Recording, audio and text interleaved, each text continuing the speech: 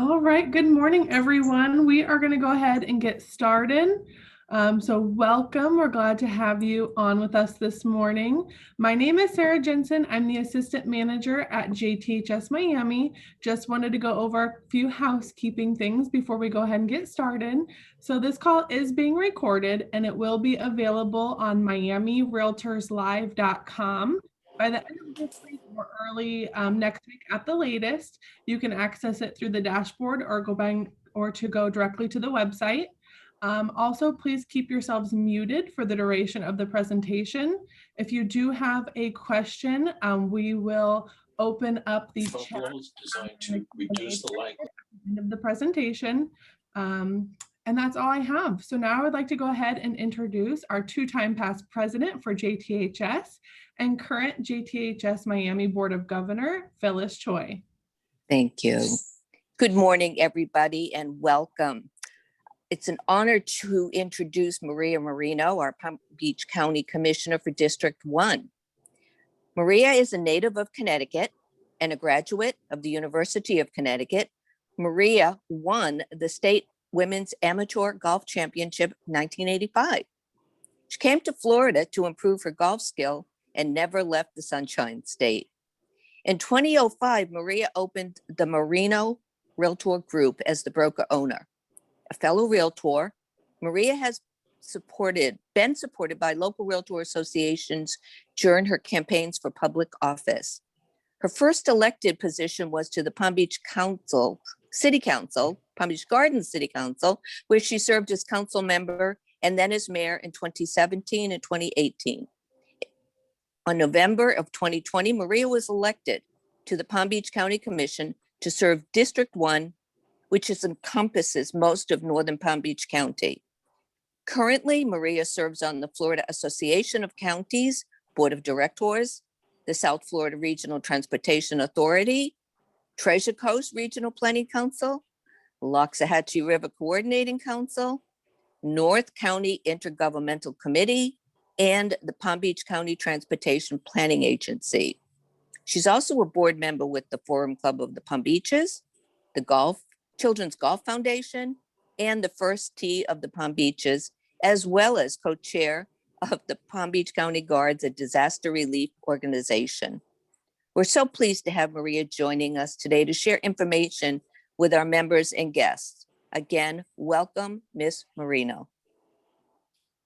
Well, thank you for having me. And I do appreciate you being here. Nancy and I go a long, long way back. So Nancy, thank you for putting this together. Phyllis, Joanne, I appreciate being here. You can see that there's a lot on that slide. So funny story is people say, well, how did you get into politics in the first place? And I said, I raised my hand. I was at a golf tournament, being a professional golfer, and it was the city of Palm Beach Gardens, and they were going to vote term limits into office. And the rest of the council was standing there and they said, well, I wonder who's going to run. And I said, oh, I will. And I put my hand up. And then I looked both ways and I went, oh, who said that? And they said, it was you. And I said, well, I've done so much for so many other people. I figured it was time to do something for my own city. And so fast forward 4.5 years. And here I am sitting at Palm Beach County Commission District 1. And it is an honor that I am happy to share with all of you because you were early supporters of me in my city council race and early supporters of me for county commission. So I just, again, want to say thank you. And I will do my utmost to be a watchdog for the budget, which people who know me know that I'm the numbers girl. You'll usually hear me say on the county commission dais, well, I'm the numbers person. So I will be a watchdog for our budget. Other things that are important to me are parks and recreation, physical activity, being a professional athlete. I know how important it is for our families and our children to be healthy. And if we don't take care of them now, then they're going to be a burden on the healthcare system later. So it's my goal to make sure we have a lot of opportunities for physical health in our community. I also, you can see from some of the boards that I sit on that protecting the environment and knowing where our natural resources are going are very important to me. And economic development. We want to keep our taxes low. How do we do that? We partner with businesses to bring economic development to our community so that the burden of our taxes isn't just on our residents and our taxpayers. And of course, transportation, because the more people we move in here, we've got to figure out a way to move them around. So you can see from a lot of these boards that I sit on, transportation is involved. So next slide. Since I'm not in control, I don't like not being in control. Only kidding. So the next slide. People say to me, well, what is your district? So yes, it's the north end of the county, but if you look at this map, you'll see it starts basically at North Lake Boulevard, goes all the way north to County Line Road, goes way past Beeline if you were going west. It includes Avenir, but it doesn't include anything south of North Lake, west of the Beeline. I have a little bit of Lake Park. I have a little bit of Riviera Beach. I have the VA Medical Center. If you were to do a dividing line on Worth Avenue and go straight north on the north side of the road and go straight north to the end of the island, that's also in District 1. Singer Island is in District 1 and right up the coast. So I have a lot of the coastline of the 47 miles that we have here in the city, in the county. So next slide.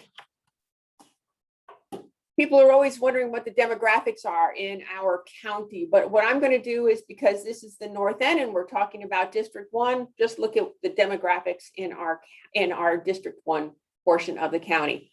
Overall, by the way, we are over 1.5 million people in our county. So in our district, we're roughly over 200,000 people, and that's grown. The median age you can see is 51.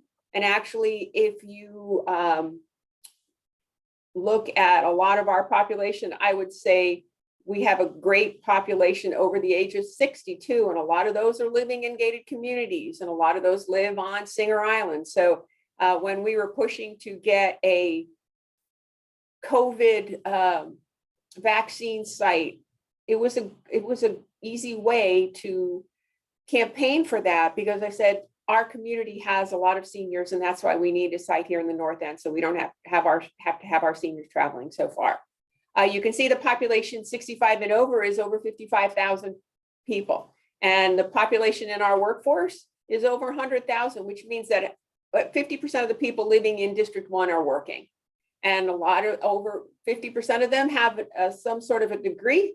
My degree is in business and labor. I thought I was going to be a contract negotiator, and well, here you go. I'm a county commissioner now, and that's part of the plan. So who knew that that was what was going to happen? And you can see from the household income that of the 86,000 households, we have quite a few of our households, 100,000 and up. And we do have several below the poverty level. I mean, we have some unincorporated pockets in our district, like in the Jupiter area, Limestone Creek and Roosevelt Estates. But you can see the median household income for our district is $86,000. Also, if you want to find out, now, so if we go to the next one, there we go. You can see that we have over 113 housing units in our community. That's quite a lot, but occupied is 86,000. Now, I want to make a reminder too, if you're taking pictures and you're sharing this, if you look at the bottom of the picture, you will see that the source of this is the US Census from 2019. So you know that there's going to be a change from 2020 due to COVID.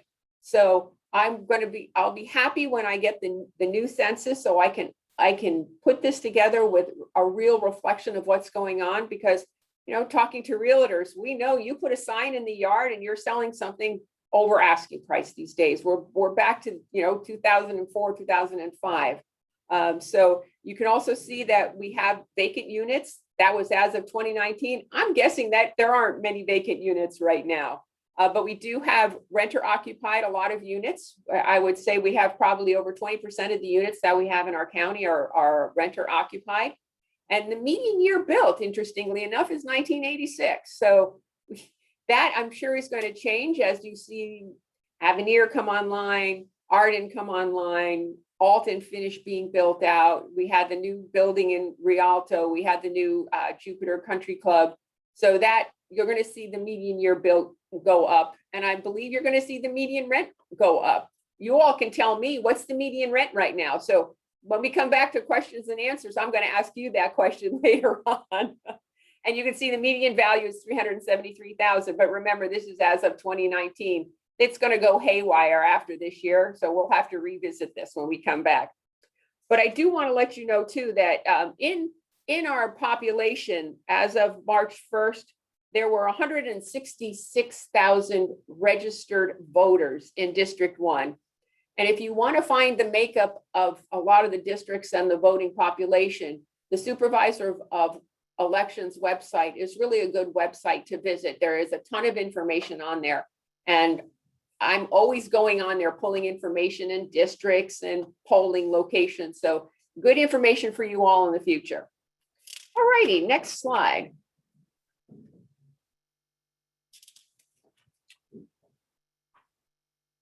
Everybody wants to know about transportation. So what are we doing right now in relation to transportation?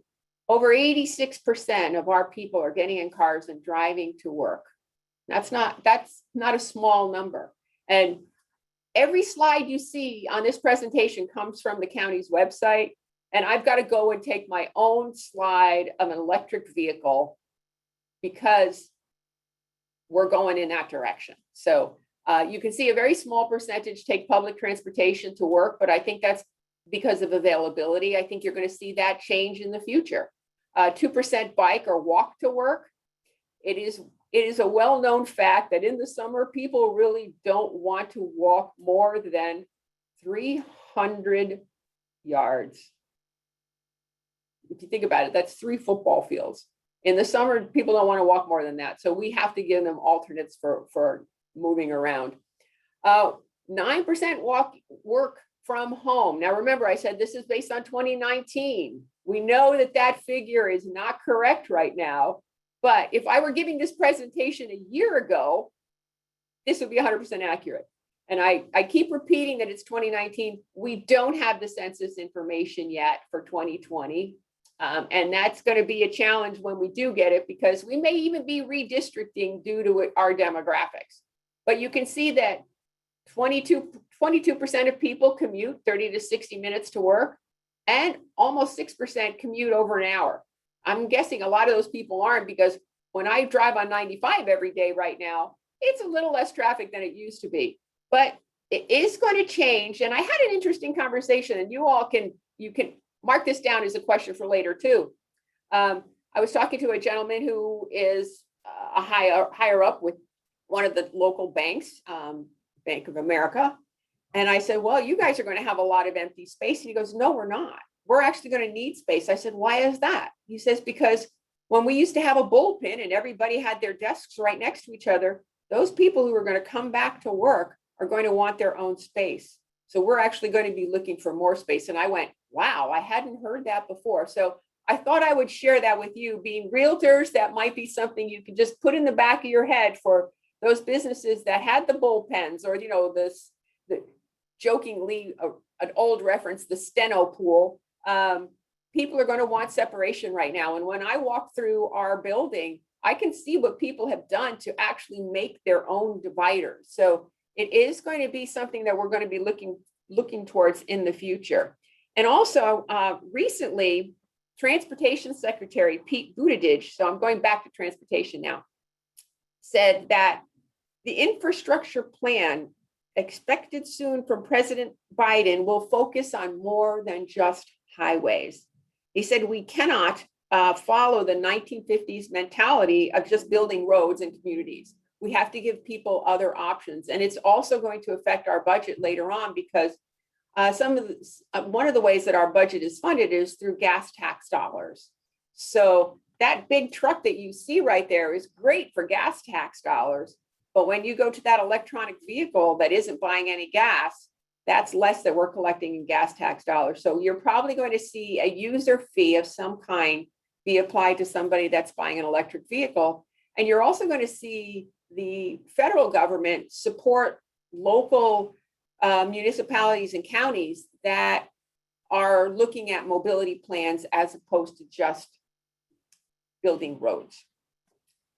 Maybe rail is a part of that, maybe a better, like a light rail or getting tri-rail up here. That's another conversation, but I'm always happy to have that conversation because I'm a proponent of doing tri-rail and Brightline, having a stop in the Gardens, having a stop in Jupiter, but there's no money in the budget right now. However, if the federal government their appetite is for transportation that has nothing to do with cars, maybe we can see some federal dollars coming our way. So if you go to the next slide, the budget, and everybody wants to know what's going to happen with the budget. First, let me say that this county has accomplishes great things every day, and we've done a tremendous job during COVID. And you can see from the schedule here how we schedule our budget. So I came in the middle of a budget year. The budget right now actually happens to be, if you look at the line item budget, it's 1,300 pages. So it's 1,000 pages of expenditures and 300 pages of revenue. And on those pages, there's probably 2 or 3 cost centers per page. So with a county that's 1.5 million people, over 1.5 million people, over $5 billion, our budget is over $5 billion. We have probably 2,000 or 3,000 cost centers. So there's a lot to look at. There's a lot to absorb. I read the budget every day. We have 300 pages of line item revenue. So it's interesting getting a grasp on it. The city of Palm Beach Gardens budget, where I came from, was a total of 300, well, actually it was 287 pages, was their line item budget. So I went from 287 pages to 1,300 pages. So it takes a little while to get through, but I promise that is what I do. I look at the numbers. So you can see from this calendar that we have our initial budget workshop is in June. We set the millage rate in July. Then we have a first reading and a second reading, or a first public hearing and a second public hearing, and those are in September. And I do have to say that in the midst of all this pandemic, your government never stopped working. We have almost 7,000 employees, which basically works out to 4.61 employees per 1,000 population, which is a number that has come down. So like, and I will do comparisons to the city of Palm Beach Gardens, because that's where I learned politics and learned the budget. It's important to know what your personnel per resident is, so you know how efficient and effective your dollars are.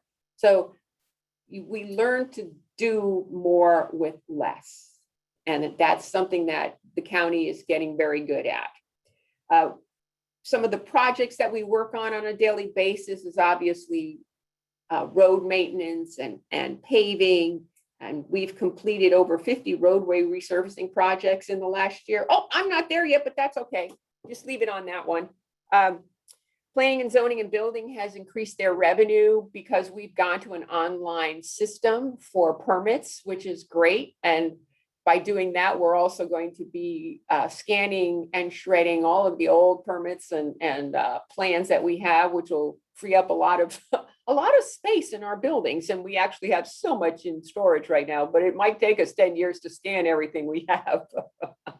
So we've already been doing our budget. And as you can see from the budget highlights here, and this is important as the Realtors Association, because you always want to know, oh, really, what is the value of real estate right now? Now, these property values are pretty current. There's in Palm Beach County, $210 billion in real estate. Now, we've kept the millage rate flat at 4.78, and that's been for 10 years. But the millage rate is different depending on whether you are in an incorporated area, a municipality like Palm Beach Gardens or Jupiter or North Palm Beach or Lake Park. The unincorporated area is 4.78. When you do look at your tax bill, though, remember that there's a lot of different line items. Well, there's a few different line items on your tax bill. And what are they? You might be paying to the library. There's a separate line item for the library. If you are in an unincorporated area, you may have a line item for fire. If you are in the north end of the county, you may have a line item for Florida Inland Navigation District. You will have a line item for the healthcare district. These are important to know because a lot of times when people say, well, the county's not doing it right, I'll say, well, you know what? That's not the county, that's the healthcare district, or that's not the county, that's the school board. The school board also has its own separate line item. So you can see that there's a lot of things that are covered on your tax bill. Pay attention to that. And as realtors, your people want to know what their taxes are going to be. So make sure you really understand what a tax bill looks like. Total gross budget, as I said, is over $5 billion and almost over $1.5 billion is the general fund. And the general fund has reserves of $175 million, and that's up from 20 million over fiscal year 2020. So people say to me, well, what's going to be the impact of COVID on our budget? And my response to that is, we're actually going to be collecting more revenue from property taxes because the value of people's homes has gone up. So I always like to remind folks that even though the millage rate may be flat at 4.78, if the value of your home goes up, your taxes will go up. Not because you're getting taxed at a higher rate, but because the value of your home has gone up. Me, I'm happy to pay a little bit more in taxes if I know the value of my home has gone up. I'm not selling my home. I'm not going anywhere because where am I going to go? I like my house. By the way, I brought in my 85 and 88-year-old mom and dad. So as an older person who usually would be downsizing in later in life, I've upsized. But I love having mom and dad with me because I think I'm extending their life by having them with me. So anybody thinking about moving their parents in with them, I did it. I love it. I love them. I get to have coffee with mom and dad every morning. I cherish those memories. So that was a side note, sorry. But anyway, so let's move on to the next page. Market value of real property. So now we're just talking about District 1, but if you look at the left side of the slide, you can see the different districts. So in the top of that, you see the green district, that is District 1. The yellowish district, that's District 6. And then you can go through the rest and you can see pink and blue. And so you can see that they're all kind of gerrymandered around the county. But let's just talk about our district for a second. The total market value of real property in Palm Beach County, as I said, was $275 billion, with over 645,000 parcels of real land. That's a large number of parcels. And when you consider that District 6, which is the Glades, a lot of that is made up with the reason the district is so big, and we have 7 districts, and you try to have the same amount of people in each district. So because the Glades takes up so much land, that's why District 6 is so large. And you can see District 1, and we have a lot of large parcels in District 1 too, especially when you talk about the Jupiter Farms area and the Palm Beach Country Estates area. Those are larger parcels. And then, of course, when you go west, Avenir was a large parcel of land that's now getting developed. And you can see how it gets a little smaller, more concentrated, like District 7, which is West Palm Beach. You think of the population here downtown. I mean, it's high rises. So the population is going up as opposed to going out, like in different parts of the county. But anyway, to go back to the basic 10 municipalities in Northern Palm Beach County, that makes up almost $39 billion worth of real estate. And you can see going down the list, and I don't need to read them because you're going to all get this presentation anyway, but just look at Palm Beach Gardens. That's $13 billion in real estate. Riviera Beach, $6 billion. And North Palm Beach, $2.4 billion. Junos, $1.6 billion. Jupiter, $11.9 billion.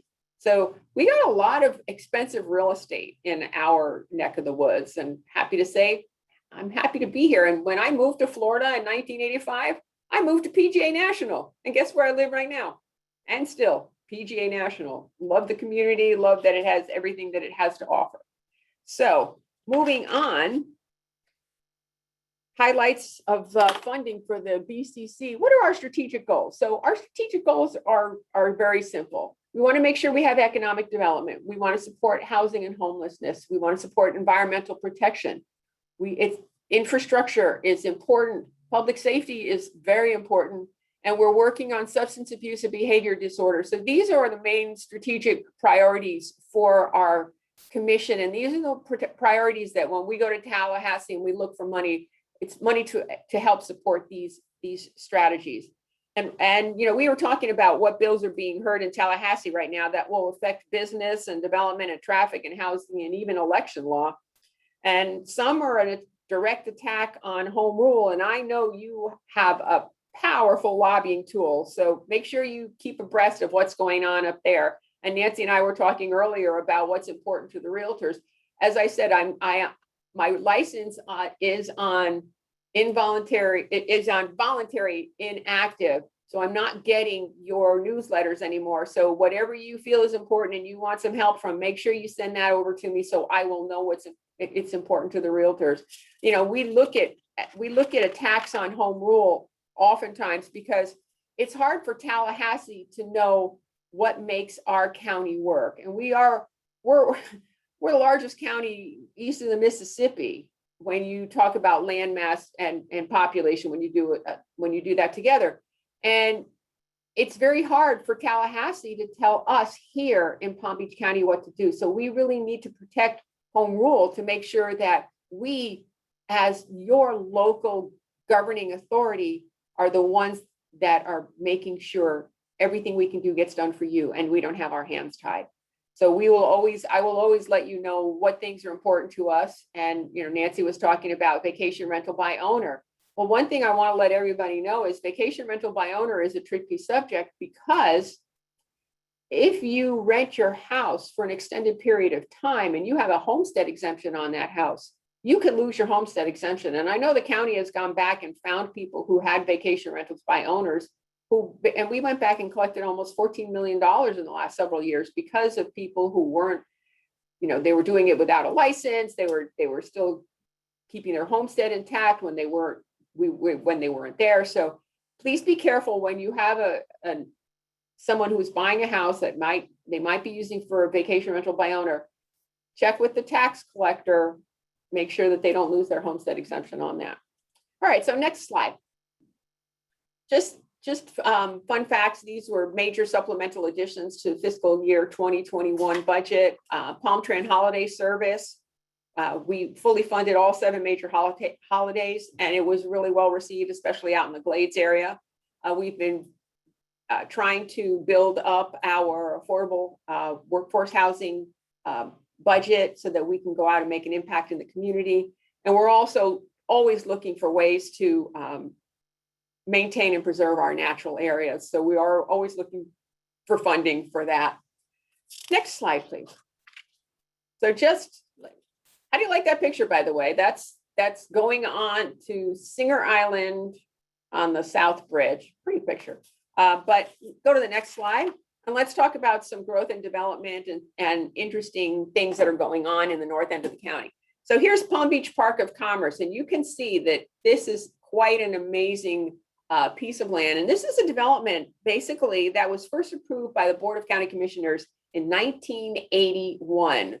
So this development was approved and going in before, I'm going to point, even though I don't have the pointer with me, the properties immediately that you're looking to the right, which is Jupiter Farms, and south of that, which is Calusa, they pretty much got developed after all of this Park of Commerce was approved.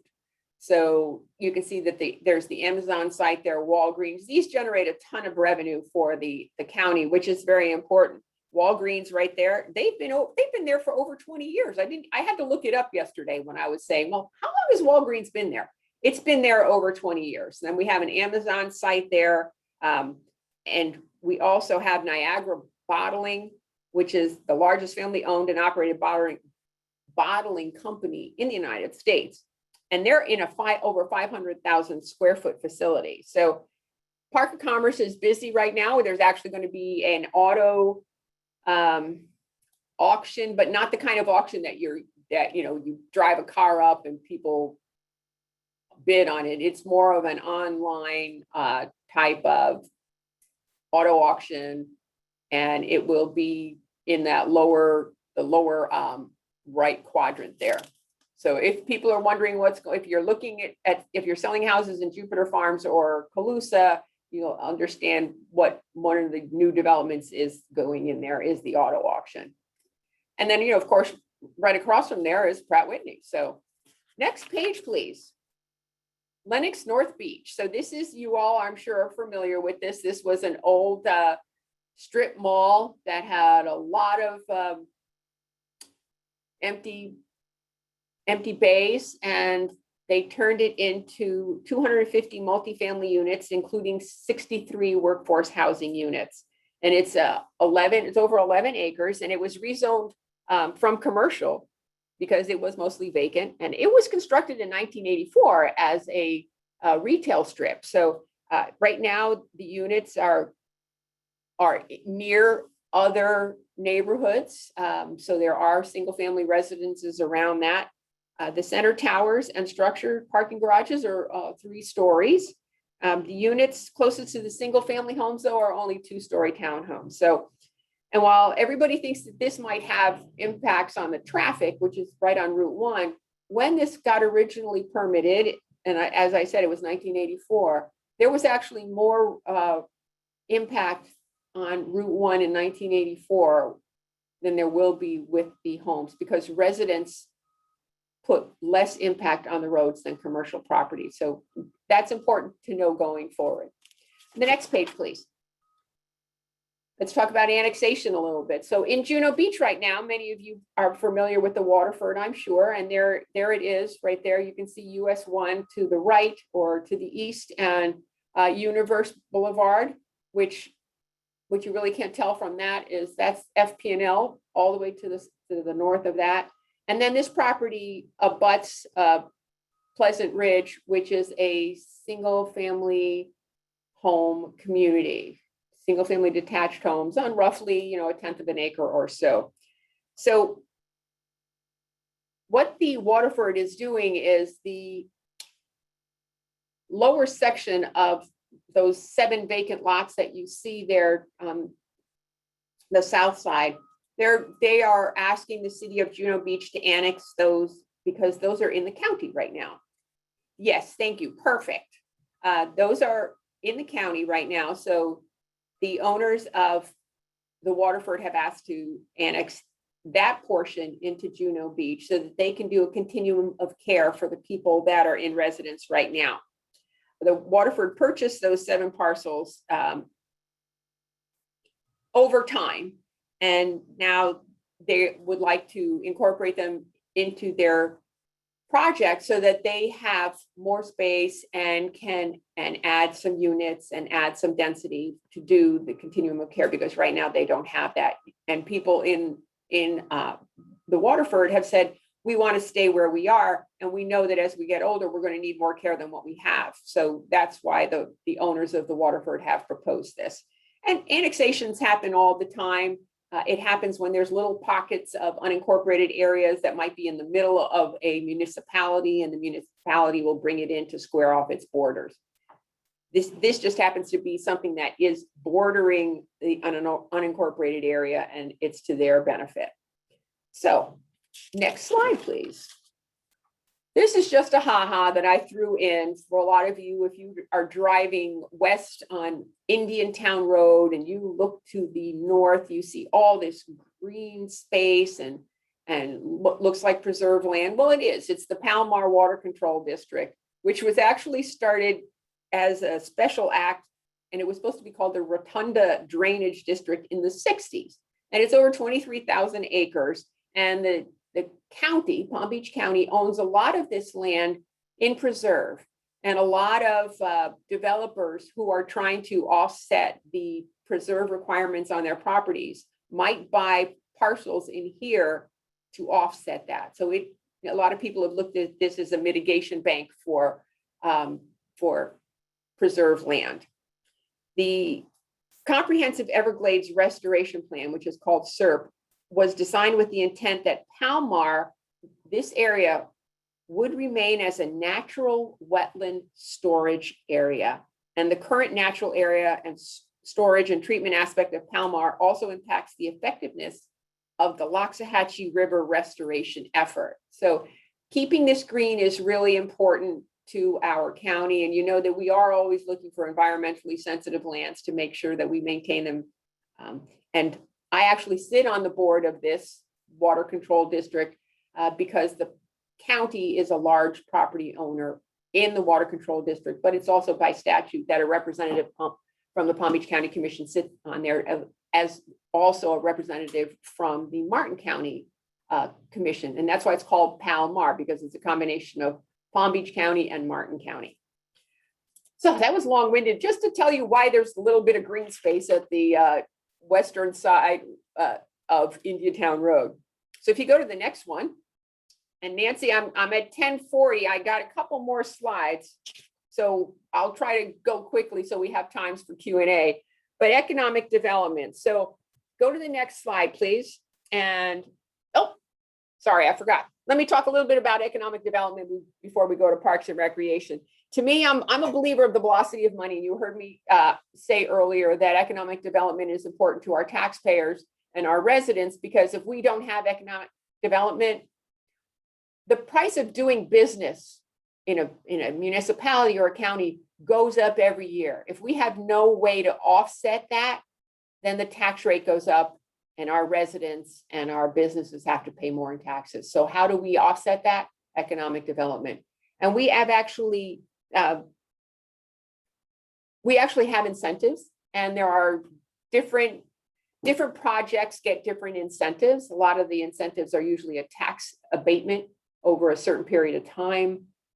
And they have to make sure that there are X amount of jobs available. There might be a criteria of what those jobs pay. So there's always a program, and we work hand in hand with the Business Development Board to bring development here. And you know that Amazon announced their new expansion of the their state-of-the-art fulfillment center. Elliott Management is a $41 billion hedge fund that's moving down here. And there are currently 13 projects in the pipeline that the Business Development Board has gone over with us. It's amazing. I mean, we've got Finfrock, which is a development that went out in the Glades, which is a tilt wall construction. Basically, it's all, when you see those solid walls of concrete, well, that's Finfrock does that. And they went to the Glades and they said, these are jobs. These aren't $60,000 jobs. These are $35,000, $38,000, $40,000 a year jobs.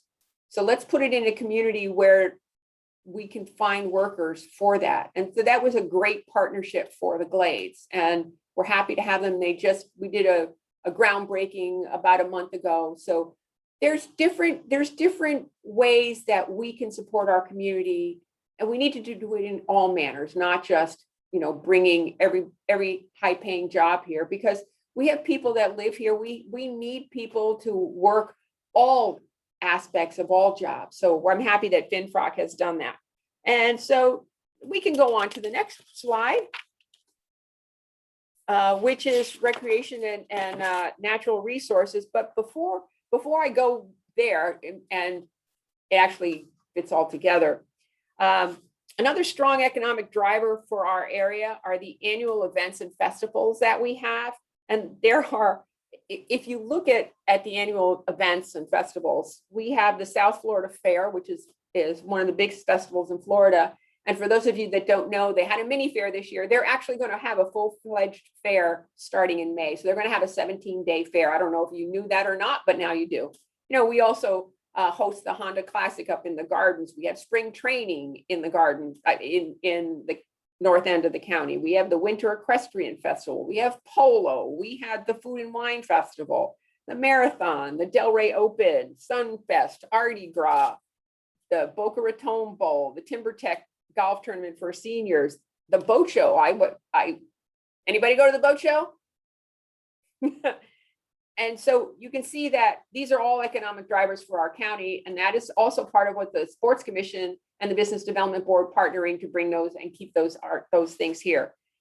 Now, many of them either were canceled or modified due to COVID. So the dollars that they normally throw off, we might not recognize.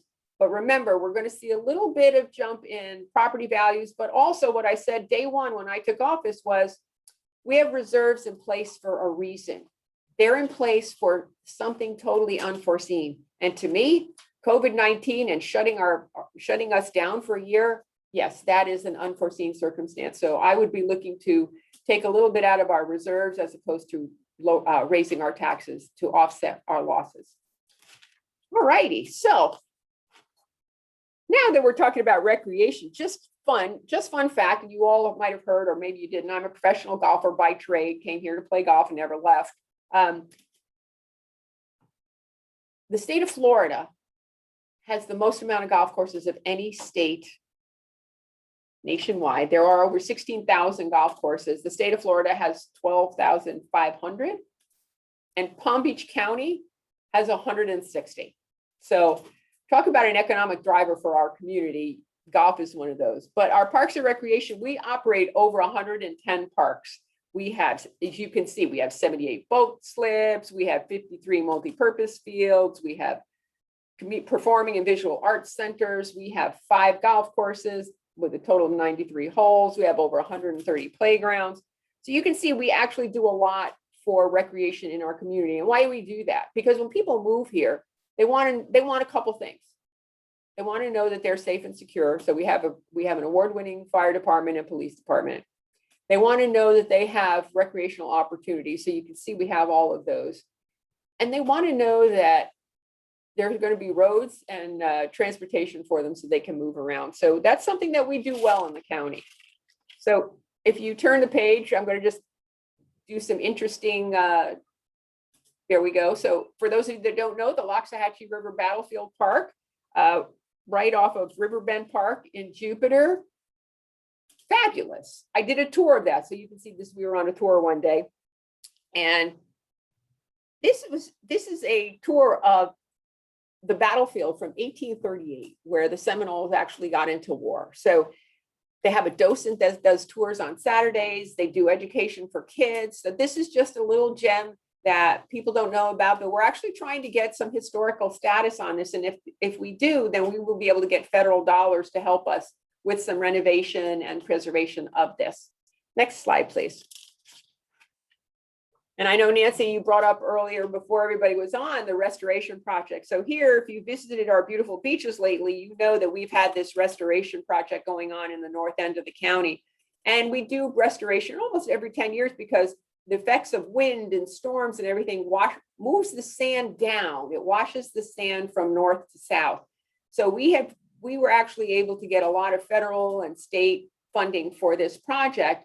And if you look at the vehicle that is in the lower left-hand corner, that was designed and patented by a local gentleman, and that's what we're using right now because the beach renourishment, we're taking the sand from offshore and bringing it in, but the sand is too coarse, and there's actually it comes through pipes that are laid to over a mile out, and what comes in with that is sand and shells and rocks. And so this vehicle separates all of those elements. And, you know, we're very proud of the nesting that the turtles do here, but they can't nest if the sand is too coarse. So we're trying to, not only are we trying to maintain the infrastructure because we need to keep the dunes intact so that we don't wash away the coastal roadway, but we're also trying to keep the habitat for the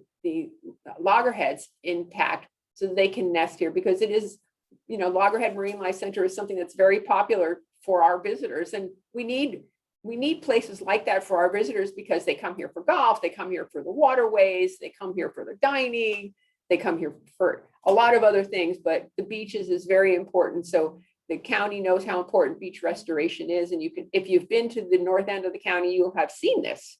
And this is bringing in nearly 1 million cubic yards of sand to refill the beach. Okay, so let's go to the next slide, because I could talk about this all day and we're only supposed to be on for another 10 minutes. So anybody have questions about COVID? We're doing well. We've got a lot of places.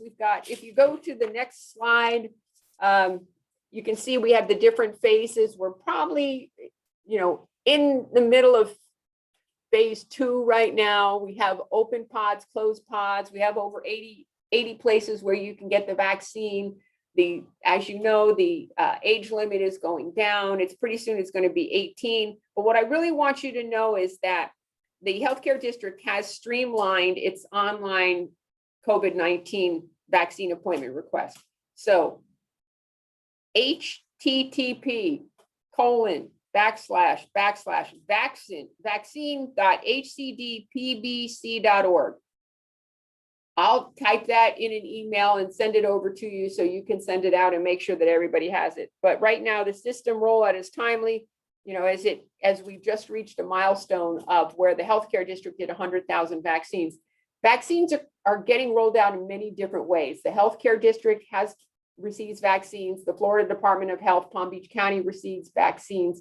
And then there's pods. There are pods like churches and hospitals and CVS and Walgreens and Publix. Those are coming directly from the federal government. And the county itself, along with partnering with municipalities, all we do is help with logistics.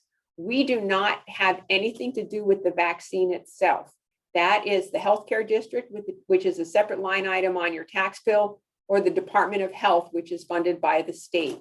So when people say, well, the county isn't doing a good job, I want to remind them that we've actually are number 1, 2, or 3, depending on the week, and the vaccines received, getting shots in arms of people. So it's really, really important. And if you also want to get more information about the COVID-19 information, you can go to the county's website, which is www.discoverpbcgov.org. I'll send that to you also. So currently we're in phase 2. We're pretty soon going to be in phase 3. And I just don't know if all of you have gotten your vaccines or not. I luckily did get mine. I was flat out on my back on Saturday after the second one. First one, I had no reaction whatsoever, but at least I know it's working. So if you want to go to the next slide, this is just a Palm Beach County vaccinations by zip code. And you can also see the red area up north. That is us. We have been very successful in getting shots in arms. And I want to just say thank you for everybody that has been patient enough to go through the vaccine process. We've rolled out an immense amount of vaccines. And I just want to say, I thank you for all your patience in all of this. We're doing as many vaccines as we get from the federal, state, or the manufacturers themselves. So we're only as good as the vaccines receive, but we have done a great job of getting vaccines in arms. So if you go to the next slide, and I know it's small, but basically what it says is that there's 81 sites currently that are doing vaccines. And there's even, if you go on, if you send an email to homeboundvaccine@em.myflorida.com, we have homebound seniors that have been getting vaccinated at home, which is phenomenal because, obviously you don't want to take thank God my parents are still driving, but a friend of mine, his 94-year-old mom is totally homebound and hasn't been able to see her family. So she was able to get, our strike team not our strike team, but the state strike team came in on Monday and gave her a shot. That was my first picture on yesterday morning when I got to the office of his mom getting her shot, and it brought tears to my eyes. So you can see all of the different appointment sites right there. And if you go to the next slide, the CARES Act funding, you can see that we're getting dollars. $39 million will go to food response, 79 for small businesses, 15 for broadband, which, we've had a lot of our kids that haven't been able to go to school. So they're learning from home, but they can't learn from home if they don't have Wi-Fi because they've got laptops. But what good is having a laptop if you have no Wi-Fi? And then we have 25 million for rental and utility assistance. So the next slide would be the American Rescue Plan Act funding. And you can see that the state is getting $350 billion. And then Palm Beach County, we are getting 290 million. So there's different, different counties are getting different monies. The state itself is getting 10, a total of 350 is what's coming to up to the county. But you can also see District 1 allocations. North Palm is getting over 5 million. Juneau is getting over 1 million. Palm Beach Gardens is getting almost 6 million. And these are all to go to eligible uses for, like COVID-19 response and impacts, provision of government services to extend to the extent of the reduction in revenue, and also broadband investments in infrastructure, water, sewer. So every county and every city is getting a little bit more money, and hopefully we'll all use it properly. Oh my God. So I kind of breezed over the last part, which was the COVID and the funding, because we're now at 10:54 and we're supposed to sign off in 6 minutes. So since if I haven't sucked all the air out of the room, I'm happy to answer any questions you may have. And I just want to say thank you. And also, if you drop an email to me at mmarino@pbcgov.org right there, I'm happy to put you on my newsletter list and send you out newsletters, because we have a lot of interesting data that I'm happy to share, which wasn't in the presentation, because if I covered everything in the presentation, we'd be here for 2 hours. So on that note, questions? Maria, thank you so much, because you covered so much information, and a lot of the information that you have already presented covered a lot of our questions. But if we could actually get into the weeds just a little bit on the COVID assistance. We're particularly interested in rental assistance because, as you know, the eviction moratorium has been extended, and we're really very, very concerned for our smaller investors who are finding themselves in a lot of financial distress because of this moratorium. So could you get into the weeds a little bit on that $25 million assistance for rentals? There is you can go on the website and find the portal for that, but they are doing it. And it's basically, I think they're covering about a year. Don't quote me on that. It just really, the specifics have not really come out yet, but I do know that there is a portal on the website where you can sign up. So there is a means for that, and I encourage everybody to do so. And if you are in a municipality, you can go on their websites too to check what their restrictions and requirements are. But I know that the county and the cities are in the process of doing that. There is rental assistance money out there. We do have a question in our chat room. If an owner occupant has homestead and then decides to lease the home, how long would they have to change the exemption? And I'm not sure, I know Dorothy Jacks would probably be able to. Dorothy would be a better, but I believe it's within a year. And I believe if you rent your home for over 30 days, you can lose your homestead, but you would either have to talk to Dorothy Jacks or talk to Ann Gannon, the tax collector. Right. The homestead is one, and then tax collector is the other. Mm-hmm. I'm sorry. So property appraiser is one, tax collector is the other. Those are the two best. I mean, when paying taxes, those are the two best people to check on. Gotcha. Phyllis has asked, what changes in transportation are coming that you mentioned earlier? Do you have any specifics? And actually, while I'm thinking about this also, is the county involving itself in electric charging stations? Because if you're looking at electric cars, you're going to need charging stations. Well, that is, when new development comes to us, we are asking for charging stations. So you will see that in the future. I sit on the South Florida Regional Transit Authority, which is actually is Tri-Rail, and also on the Transportation Planning Agency, and also on Treasure Coast Regional Planning Council. And we're trying to find dollars funding for alternate modes of transportation, which is basically rail and maybe a more efficient bus system. Maybe it's an Uber partnership. We're still researching what is available to us and what other best practices has been done in other cities and counties. I know that there have been counties that have done a sort of an Uber program, a hybrid Uber program, as opposed to a bus system, but in a small environment, not in a county that's 2,200 square miles. So we need to look at what other counties and cities are doing, but we have to go into mobility as opposed to just roads, because that's where the federal government is actually going to be able to supply us with much needed funds. We just don't have the infrastructure dollars to pay for Tri-Rail and Brightline. And while people think that, Tri-Rail and Brightline would pay themselves, no, they don't. Tri-Rail doesn't have any money, and Brightline says, hey, listen, we own these railroad tracks, not you. So if you want us to put a stop in your city, you're going to have to help us with that. So there could be down the road, and I hate to use the word tax of any kind, but there could be a possibility down the road where there may be a sales tax that would go just for transportation, or for mobility, I should say, not transportation. That's a possibility.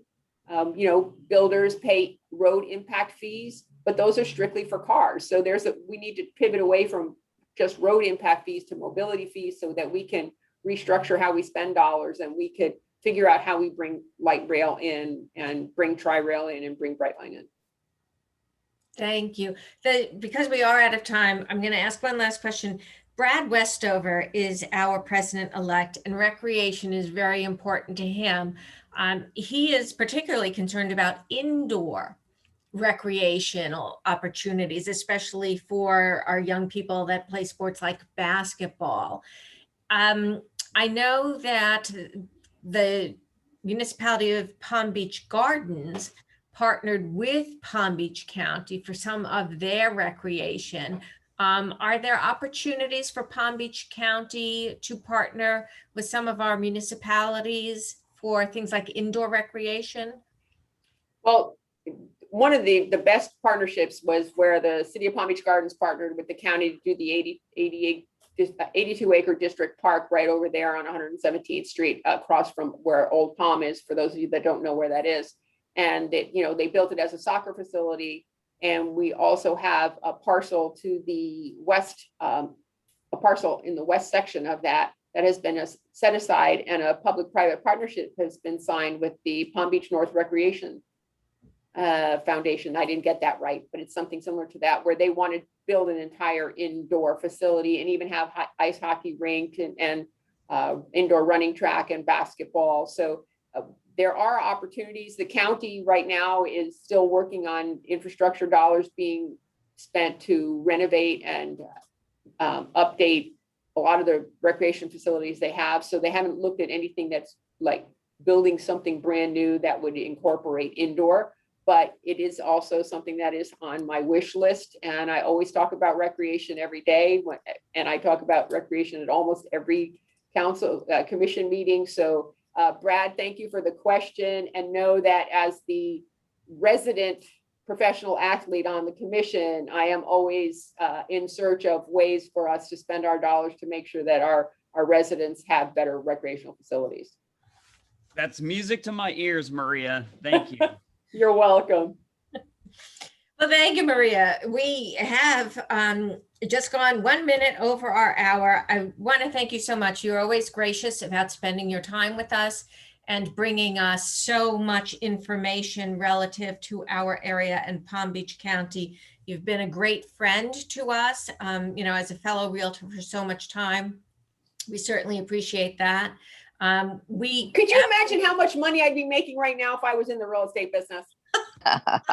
I'm like, but ethics are very important and optics are very important. And I never wanted to put anybody in a position where it was something that could be questioned. So I gave up my license for hopefully it'll be the next 8 years. So that's why you need to send me the newsletters, because I don't get them anymore. And what I will do too is all of the different links that I commented on today, I will go through my presentation. I will put them in an email so that you can have all of the links that I talked about.